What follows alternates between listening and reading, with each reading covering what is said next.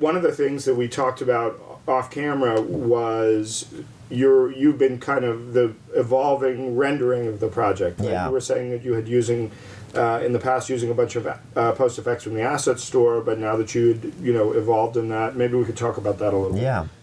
Yeah, it was like from the very first beginning of the project, since we aimed for this like filmic, like stop motion like look, it was also important to kind of get that in the engine. So we discovered really fast that there are like a bunch of really great effects plugins in the asset store and tried out a lot of them. I actually maybe bought every single Bloom plugin that was available in the asset store, and there are really, especially Amplify Bloom, for example, and there was the other one. Don't even remember. It has been such a while since we used them, and I was digging through the asset store every now and then and seeing if there is another better one, and that's a nice thing actually, because you don't program it yourself. You see it, and it's like if there is a better one, you aren't even like don't have bad feelings of just replacing it with another one. And it was great, and there are really great effects plugins in the asset store. But since the Unity Post Effects stack came out, there wasn't even the necessity for it anymore, and especially because it's so much faster compared with having this huge stack of effects. And I love the depth of field, by the way. As a filmmaker, we were actually it's looking. incredible, Just testing for a whole day, looking at different objects and going crazy zooming with in it. and out and changing aperture and stuff. Yeah. Amazing, yeah. Yeah, that's really amazing.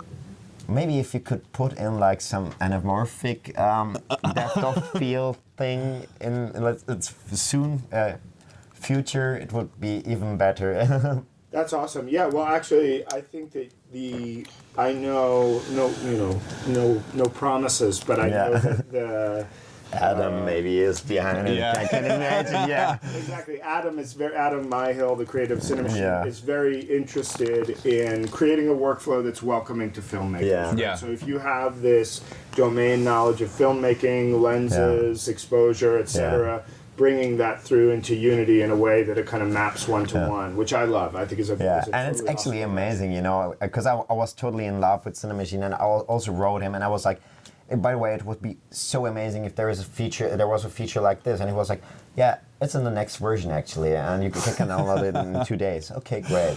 Then there was another thing, but what about like this and that? Yeah, we're working on that already. And I was like, okay, I don't need to say anything anymore, Because he also has like some, I think, camera backgrounds and so on, so he exactly knows what I need, basically. So that's really nice for me. Yeah, totally. And I feel like this is something I would love to see us do more in games in general is, you guys mentioned just bringing existing workflows, existing tool sets that work and kind of recreating those in the game world. So you mentioned, you have a background in film, working in nonlinear editors, and then being able to kind of bring that knowledge to timeline. How was that kind of played out in the project? It has not been such a long time since it came out, so we didn't do a lot with that until now. But we will use it for every single cutscene from now on, actually, and even our reworking the older cutscenes and so on, because it feels so natural and it's very easy to change things, to add things to there, and even for things like we have an elevator, for example, to be able to really exactly tune it, kind of position the sounds that are like fired, and the animation, and also even lights, or so to be able to control all these things through one asset file, which is also nice. You can even edit it in the play mode, which makes a lot of sense.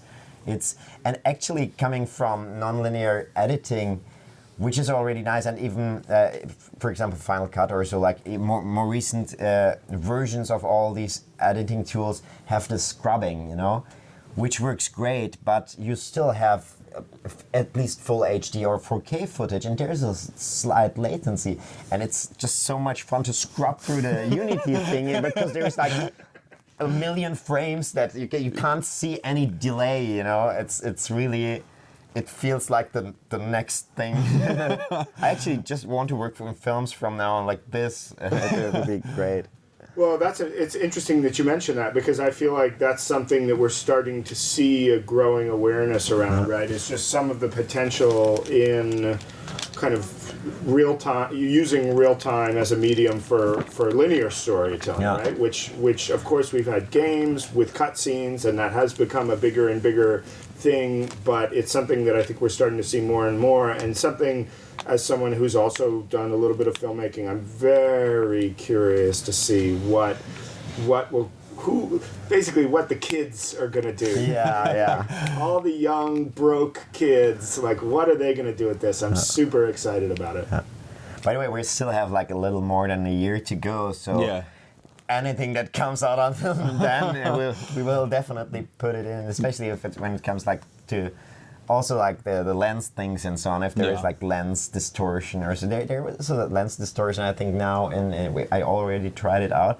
But for example, if you could kind of mimic different film lenses or so, which I'm sure Adam is working. Thank you, Adam. By the way.